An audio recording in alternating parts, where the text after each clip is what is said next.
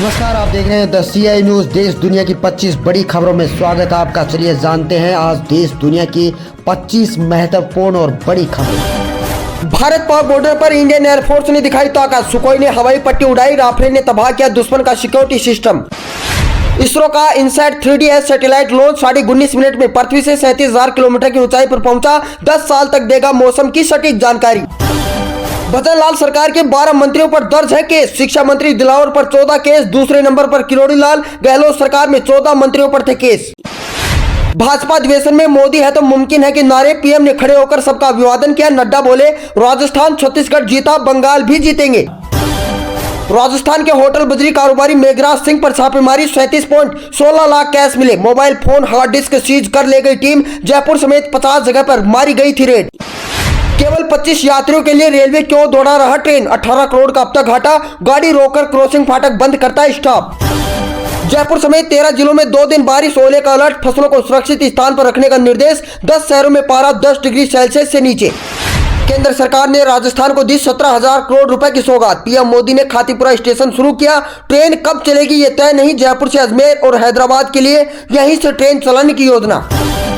पाकिस्तान चुनाव में धांधली का मामला। पोलिंग अधिकारी का खुलासा। कहा इमरान समर्थक निर्दलीयों को हरवाया। चुनाव आयोग अध्यक्ष और चीफ जस्टिस भी शामिल थे। गुजरात में 2 IPS 3 DSP समेत 19 पर FIR। किडनैपिंग वसूली का 9 साल पुराना मामला। सुप्रीम कोर्ट के स्टे ऑर्डर हटाने के बाद एक्शन। राहुल गांधी का काशी में 5 घंटे में 12 किलोमीटर का रोड शो। बाबा विश्वनाथ के दर्शन किए। खुली जीप में घूमे। चौराहे पर रुके। अचानक वायनाड गए। किसान आंदोलन के 5वें दिन हरियाणा में ट्रैक्टर मार्च। पंजाब में टोल फ्री करवाए। राकेश टिकैत बोले परिवार की एक कुर्बानी गोली से जाए। खड़गे ने मोदी से पूछा कितने नेताओं का शिकार करेंगे। भाजपा की खुराक कितनी है। पीएम का जवाब लोग हमसे जुड़ना चाहते हैं तो हम क्या करें। कमलनाथ नकुलनाथ के भाजपा ज्वाइन करने की अटकलें। बीजेपी में जाने के सवाल पर कमलनाथ ने नहीं किया इनकार। जीतू पटवारी बोले वे सिंधिया की तरह नहीं है। दिल्ली विधानसभा में केजरीवाल ने विश्वास मत साबित किया। कहा 2024 में भाजपा भले ही जीत जाए, 2029 में हम इनसे देश को करवाएंगे आजाद। पश्चिम बंगाल के सिलीगुड़ी में अकबर नाम की शेर को सीता शेरनी के साथ रखने पर विवाद। VHP ने हिंदू धर्म का अपमान बताया। कलकत्ता हाईकोर्ट में याचिका लगाई। गहलोत पायलट खींचातान की फिर गूंज। स्पीकर का हाईकोर्ट में जवाब। 81 कांग्रेस विधायकों ने मर्जी से नहीं दिए थे इस्तीफे, जांच होनी चाहिए। झारखंड में मुश्किल में चंपई सरकार। मंत्रिमंडल विस्तार से नाराज। 12 कांग्रेस विधायक बसंत के मनाने पर नहीं माने, जा रहे हैं दिल्ली। पुलिस भर्ती परीक्षा खत्म होते ही लखनऊ जाम। ट्रेनों के टॉयलेट तक में पैर रखने की जगह नहीं। बसें भी फुल। 9 शहरों में 58 पेपर सोलर गिरफ्तार। हिमाचल में दूध पर MSP का ऐलान। बजट पेश। कर्मचारी पेंशनरों को अप्रैल से एरियर। बुजुर्गों का फ्री इलाज। ओलंपिक गोल्ड विजेताओं को 5 करोड़। हिमाचल में सरकार पर कुल बजट से 22% ज्यादा कर्ज। लोन 83,000 करोड़ के पार। सैलरी ब्याज चुकाने के बाद डेवलपमेंट के लिए नहीं है फंड। तेलंगाना में जातिगत सर्वेक्षण का प्रस्ताव पारित। CM रेवंत रेड्डी ने कहा कांग्रेस का इतिहास कमजोर वर्ग और अल्पसंख्यकों के कल्याण का है। देश भर में किसानों का आंदोलन। MSP समेत अन्य मांगों को लेकर ग्रामीण भारत बंद बुलाया। कई राज्यों में दिखा असर। महाराष्ट्र पिछड़ा वर्ग आयोग ने मराठा सर्वे रिपोर्ट सौंपी। CM शिंदे ने मनोज दरांगे से अनशन जल्द खत्म करने की अपील की। हाईकोर्ट कैंपस से ऑफिस हटाने को तैयार आम आदमी पार्टी। सुप्रीम कोर्ट में कहा अतिक्रमण नहीं किया है। नेशनल पार्टी होने के चलते दूसरी जगह की कर रहे हैं मांग। गाजीपुर बॉर्डर पर 2 किलोमीटर लंबा जाम। नोएडा का अट्टा मार्केट बंद। किसान नेता हाउस अरेस्ट। टिकैत बोले किसान बात कहने का हक रखता है। प्रियंका गांधी बीमार, न्याय यात्रा में शामिल नहीं होंगी। बिहार में तेजस्वी ने राहुल को बैठाकर चलाई जीप। नीतीश को बताया थका हुआ मंत्री। 8 लाख रुपए दो, यूपी पुलिस में सिलेक्शन लो। लखनऊ में चल रही ठगी का इन्वेस्टिगेशन। 2 किस्तों में पेमेंट। खुद को बड़े नेताओं का करीबी बताते हैं दलाल। महिला पहलवानों के यौन उत्पीड़न केस में सुनवाई आज। बृजभूषण पर तय होंगे आरोप। वकील बोले शिकायतकर्ता के बयानों में विरोधाभास। आरोप मुक्त करे कोर्ट। ऑर्गन डोनेट करने वालों को राज्य के सम्मान देगी ओडिशा सरकार। CM नवीन पटनायक ने कहा अंग दान का निर्णय लेना साहसी और महान कार्य है। जम्मू कश्मीर के पूर्व CM गुलाम नबी आजाद बोले कांग्रेस पार्टी खत्म हो रही। इसकी वजह कुछ लोगों की कमजोरियां और अहंकार। और भी लोग छोड़ेंगे पार्टी। डीप फेक को लेकर अलर्ट टेक कंपनियां। दुनिया भर में चुनाव के दौरान डीप फेक को रोकने में करेंगी मदद। Microsoft, Meta, Google, X, Amazon और OpenAI जैसी 20 प्रमुख टेक कंपनियों ने इस साल भारत सहित दुनिया के अन्य देशों में चुनाव में भ्रामक AI कंटेंट और डीप फेक को रोकने में मदद करने का किया वादा।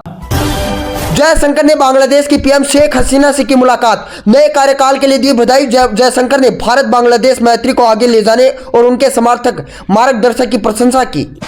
तमिलनाडु सरकार ने कॉटन कैंडी पर लगा दिया बैन। बेहद डरा देने वाली वजह आई सामने। कॉटन कैंडी में कुछ ऐसे तत्व पाए गए जिनसे हो सकता है कैंसर।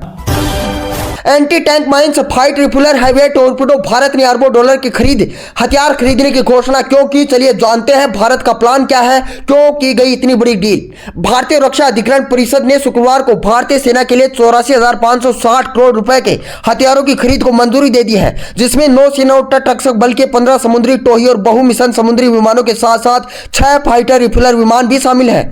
रक्षा मंत्री राजनाथ सिंह की अध्यक्षता वाली डीएसी रक्षा के लिए प्रमुख पूंजी अधिग्रहण को मंजूरी देने वाली शीर्ष संस्थानों में से एक है। Expense of necessity acceptance of necessity यानी आवश्यकता की स्वीकृति लंबी रक्षा खरीद प्रक्रिया की दिशा में पहला कदम है। हालांकि एओन का अनुदान हमेशा अंतिम आदेश तक नहीं पहुंचता है। इंडियन एक्सप्रेस ने सूत्रों के हवाले से कहा है कि ये 15 समुद्री टोही विमान पिछले साल भारतीय वायुसेना में शामिल किए गए C-295 मीडियम लिफ्ट सामरिक विमान के समुद्री संस्करण होंगे। 15 में से 9 विमान भारतीय नौसेना के लिए और 6 विमान तटरक्षक बल के लिए होंगे। रक्षा मंत्रालय के लिए एक वरिष्ठ अधिकारी ने कहा कि ये विमान मौजूदा P-8I समुद्री निगरानी विमान के बेड़े में एक बड़ा इजाफा होगा, जिसका इस्तेमाल सेना निगरानी गश्ती के लिए करती है और इससे इंडियन नेवी की क्षमता में काफी इजाफा होगा। अधिकारी ने कहा कि उन्हें स्वदेशी रूप से डिजाइन और निर्मित सेंसर के अनुसार कॉन्फ़िगर किया जाएगा। इसके अलावा भारतीय वायुसेना के लिए हवा में ही ईंधन भरने वाले विमान भी खरीदे जाएंगे। सरकार ने इसकी भी मंजूरी दे दी है। भारत सरकार तेल भरने वाले ऐसे विमानों को खरीदना चाहती है ताकि अगले 25 से 30 सालों के लिए इंडियन एयरफोर्स की जरूरतें पूरी होती रहे। हालांकि भारतीय वायुसेना 2007 से इन रणनीतिक विमानों को खरीदने की कोशिश कर रही है, लेकिन पहले के 2 प्रयास सफल नहीं हो सके। फिलहाल भारतीय वायुसेना 2003-04 में खरीदे गए 6 रूसी आयुषीन 78 टैंकरों के बेड़े का संचालन करती है, लेकिन एक बार में सिर्फ 3 से 4 टैंकर ही सेवा योग्य होते हैं। पिछले साल हिंदुस्तान एयरोनॉटिक्स लिमिटेड ने भारत में बोइंग 767 यात्री विमानों के टैंकरों में बदलने के लिए इजराइल एरोस्पेस इंडस्ट्री के साथ एक समझौते पर हस्ताक्षर किए थे। इसके अलावा डीएसी ने भारतीय वायुसेना के लिए नेत्र मार्क 1 की खरीद की मंजूरी दे दी है, जिसकी लागत करीब 9,000 करोड़ रुपए होगी, जिसमें Bharat Netra mark 1A airborne early warning and control aircraft खरीदेगा, जिसे पाकिस्तान से लगती सीमा पर तैनात किए जाने का प्लान बनाया गया है। इसके अलावा 6,300 करोड़ रुपए की लागत से 3 signal intelligence and communication jamming विमान भी खरीदने का प्लान तैयार किया गया है। डीएसी ने भारतीय कोस्ट गार्ड और नौसेना के बीच कम्युनिकेशन को और भी ज्यादा सुरक्षित बनाने के लिए नेटवर्किंग क्षमता के विस्तार के लिए सॉफ्टवेयर आधिकारिक रेडियो खरीदने के लिए भी करोड़ों रुपए जारी किए हैं। इसके साथ ही बात करते हैं मोदी सरकार के कामकाज से कितने खुश हैं किसान। MOTN सर्वे में हुआ खुलासा। दिल्ली चलो नारे के तहत पंजाब हरियाणा के किसान संगठन न्यूनतम समर्थन मूल्य MSP का कर्ज का बोझ, बिजली के बढ़े दाम और अन्य मुद्दों को लेकर एक बार फिर सड़कों पर उतर आए हैं। केंद्र सरकार का कहना है कि वे किसान संगठनों की 13 में से 10 मांगे स्वीकार करने के लिए तैयार हैं, लेकिन अभी तक बातचीत बेनतीजा रही है।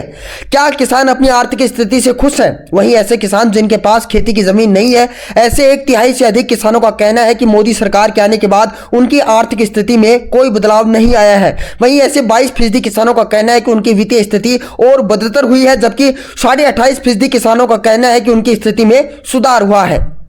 मूड ऑफ द नेशन सर्वे से पता चला है कि 34.8% आम जनता का कहना है कि उनकी आर्थिक स्थिति खराब हुई है, जबकि 32.6% का कहना है कि उनकी स्थिति में सुधार हुआ है। क्या किसानों के दैनिक खर्चे बढ़े हैं? सर्वे में पूछा गया कि क्या किसानों पर पिछले साल की तुलना में इस बार महंगाई की मार ज्यादा पड़ी है। इस पर ऐसे किसान जिनके पास जमीनें हैं, ऐसे 23.2% किसानों का कहना है कि उनके खर्चे लगातार बढ़ रहे हैं, जिन्हें संभालना मुश्किल हो रहा है। इसी तरह जमीन के मालिकाना हक वाले 17% से अधिक किसानों को भी लगता है कि उनके खर्चे बढ़े हैं। इस सर्वे में शामिल 61.7% किसानों का कहना है कि उनके खर्चे बढ़े हैं, जिन्हें संभालना ज्यादा मुश्किल हो रहा है। वहीं ऐसे किसान जिनके पास जमीन है और ऐसे 28% किसानों का कहना है कि महंगाई के बावजूद उनके दैनिक खर्चे मैनेज हो पा रहे हैं। 29% ऐसे किसान जिनके पास जमीन नहीं है, उन्हें भी ऐसा ही लगता है। वहीं लगभग 5% किसानों का कहना है कि उनके दैनिक खर्चे बढ़े जरूर हैं। संदर्भ के 2022 में औसतन उपभोक्ता मूल्य सूचकांक 6.9 था, जबकि 2023 में यह 5.5% रहा।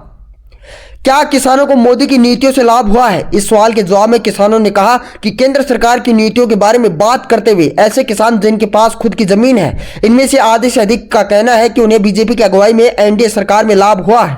हालांकि लगभग 14% को लगता है कि किसानों को लाभ हुआ है। ऐसे किसान जिनके पास जमीन नहीं है, उनमें से 56% से अधिक का कहना है कि उन्हें केंद्र की नीतियों से सबसे अधिक लाभ हुआ। 56% का कहना है कि मोदी की नीतियों से बड़े कारोबारियों को अधिक लाभ हुआ है, जबकि 10.5% को लगता है कि केंद्र सरकार की नीतियों से छोटे कारोबारियों को भी लाभ हुआ।